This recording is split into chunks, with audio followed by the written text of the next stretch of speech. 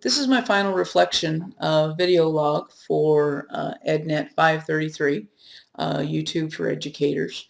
I would have to say that the most important things that I've learned out of this class is that um, creating video content was, although time consuming, was not actually nearly as tough as I was kind of under the impression.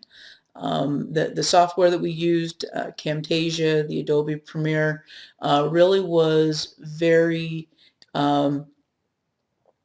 easy to kind of figure out. There was a lot of tutorial help to kind of help answer the questions that I had as I was working on things. And it really kind of opened my eyes to some of the possibilities of things that I could do in my class. Overall, I would have to say that my opinion about using YouTube in classes has changed probably a little bit. I mean, I kind of believe that it could be a good thing. I mean, I still have the same major concerns. I think it needs to be emphasized that it's used within the confines of the course, that it's not used to entertain or to fill time, to kind of give students the idea that it's being used as an escape from regular classwork. But I do think it can be a valuable tool, again, because it is a media that the students are familiar with. They're on it, they're accessing it, and again, I firmly believe that any time that we can make a connection with students on things that they are familiar with, on formats they're familiar with, that kind of ultimately will put us a little bit ahead in the game. Because I think sometimes students have this idea that the teachers are kind of old fuddy-duddies, and we're no fun because we, of course, sometimes in order to get some learning done, have to maintain some sort of control in the classroom. And so I think it's kind of good for them to be able to see that we can stay current on the technologies that are out there and are comfortable in using those. I have actually been able to use some of the playlists that I have created for my classes this year.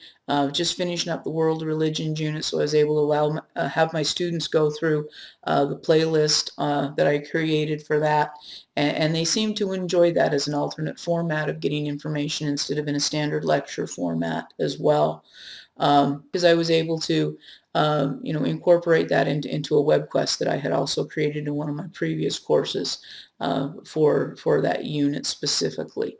The only problem that I have run into is that if it is something that I want the classes to be able to watch at school, I do have to play it through my account, as only teachers' accounts actually have access to YouTube.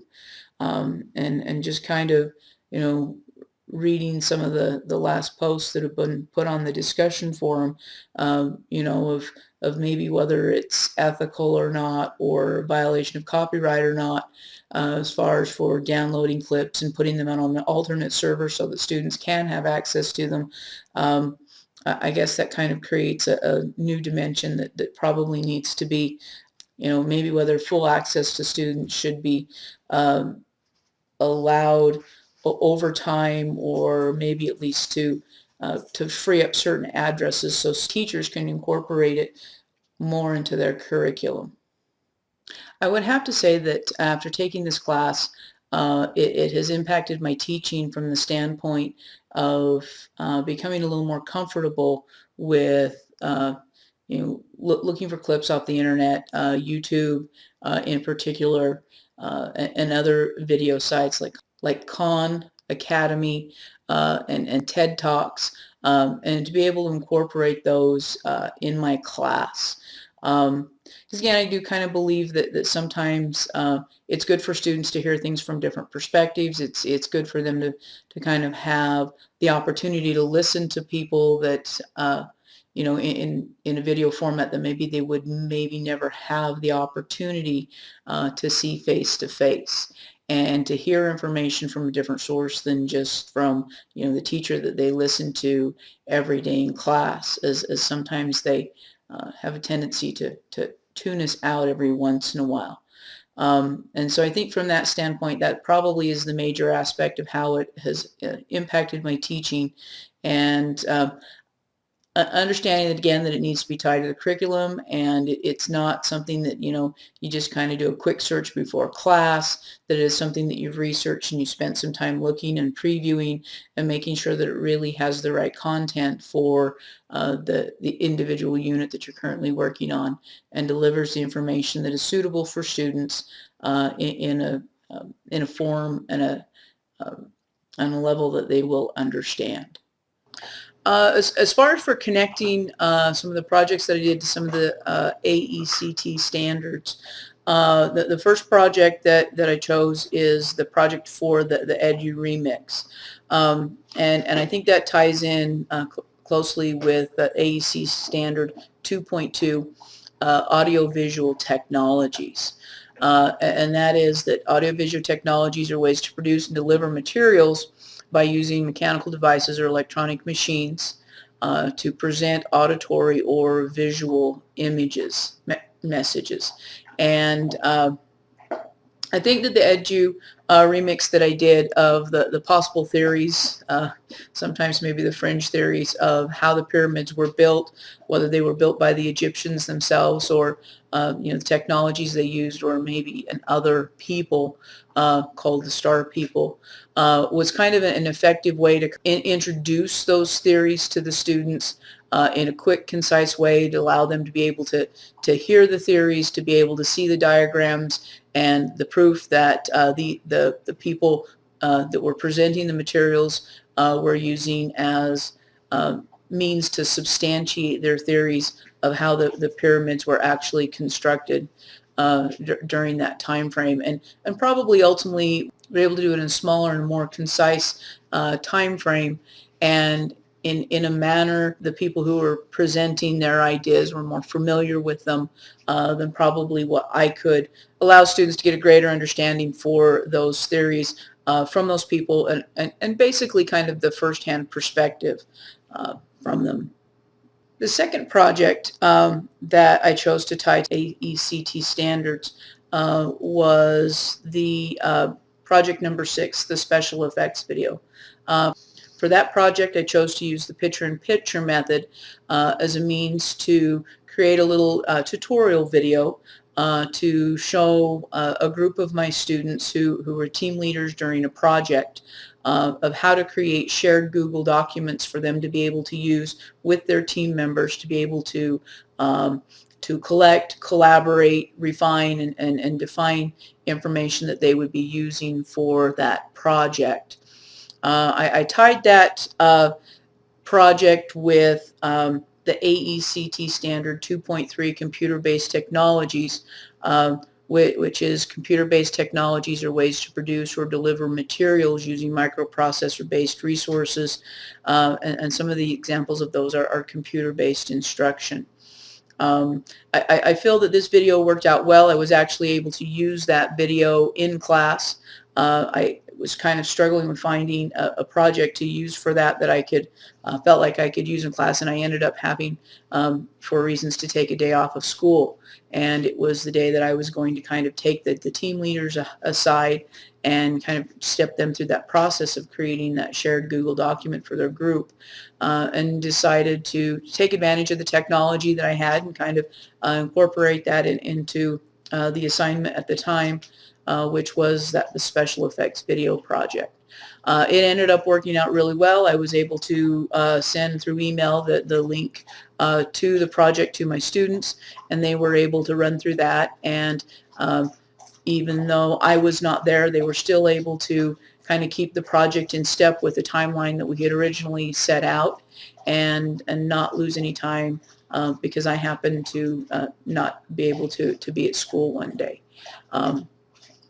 And the students said that it worked very effectively. They were able to understand what I was asking them to do, and all students in their group were able to access those documents. The third project that I chose to align with the AECT standards was the interactive video project number 7 that we just completed.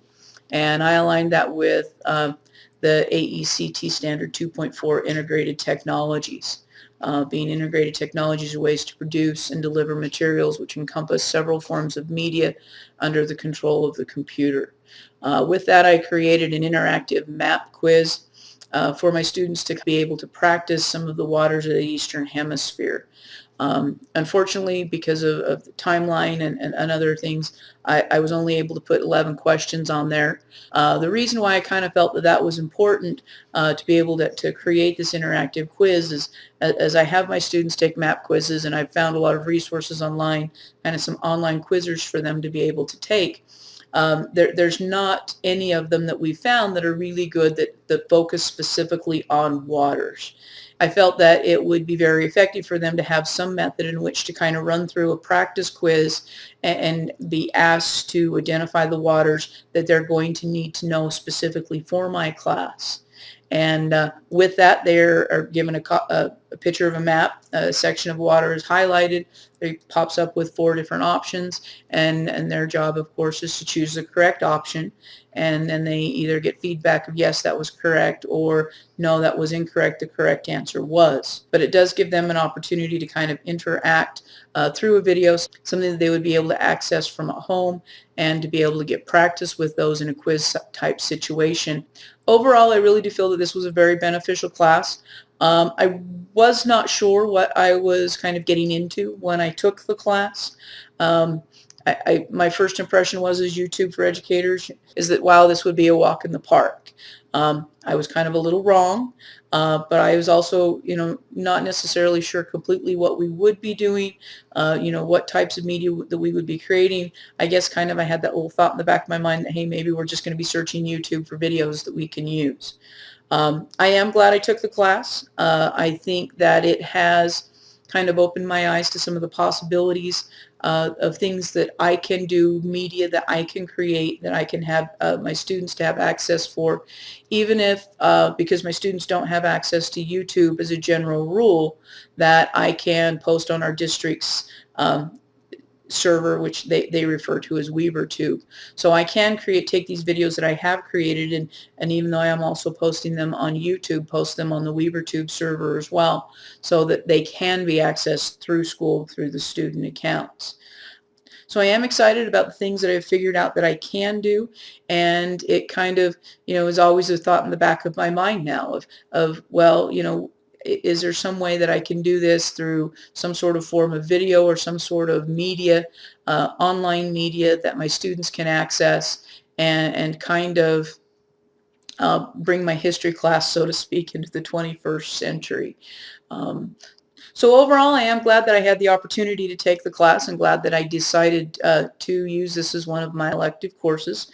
I do feel that I have learned a lot and that I've gained a much broader appreciation for the use and the creation of personal videos to be integrated into my classroom. So that is my final reflection for this class, and I appreciate you listening, and thanks.